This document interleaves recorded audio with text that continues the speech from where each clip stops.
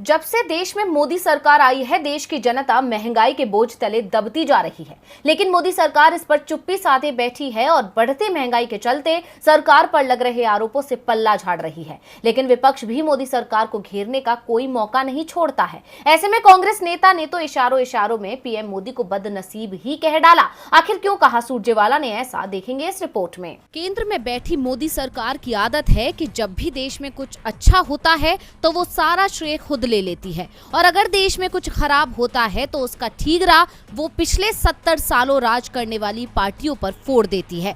इस दौरान अधिकांश समय देश की सत्ता पर कांग्रेस का राज था और ऐसा ही कुछ महंगाई को लेकर भी देखा गया। लेकिन इस बार पीएम मोदी को खुद की तारीफें करना महंगा पड़ गया और उनका एक भाषण उनके लिए मुसीबत बन गया, क्योंकि देश की मुख्य विपक्षी पार्टी ने पीएम के ही पुराने वीडियो को लेकर उन्हें निशाने पर ले लिया है।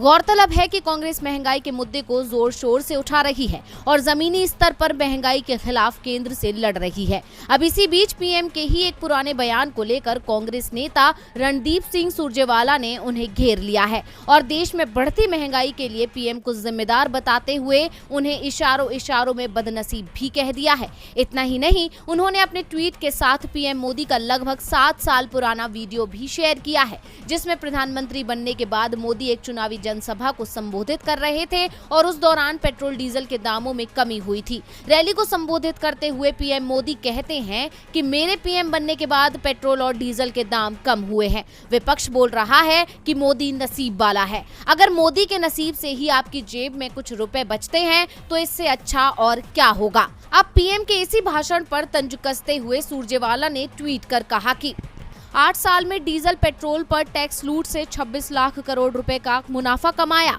चुनाव में चूना लगाने के लिए 137 दिन चुप, फिर 6 दिन में ही पेट्रोल पर 3 रुपए 75 पैसे प्रति लीटर की लूट। अब किसकी बदनसीबी और बदनीयती से जनता बेतहाशा महंगाई झेलने को मजबूर है। बता दें कि 27 मार्च को तेल कंपनियों ने पेट्रोल और डीजल के दामों में 50 पैसों की बढ़ोतरी की है। पिछले 6 दिनों में पेट्रोल और डीजल के दाम 5 बार बढ़ाए जा चुके हैं। पिछले 6 दिनों में पेट्रोल और डीजल के दामों में कुल 3 रुपए से ज्यादा की बढ़ोतरी हुई है। अब कांग्रेस ने सवाल तो उठा दिया है। ऐसे में देखना होगा कि बीजेपी की तरफ से इस पर क्या प्रतिक्रिया आती है।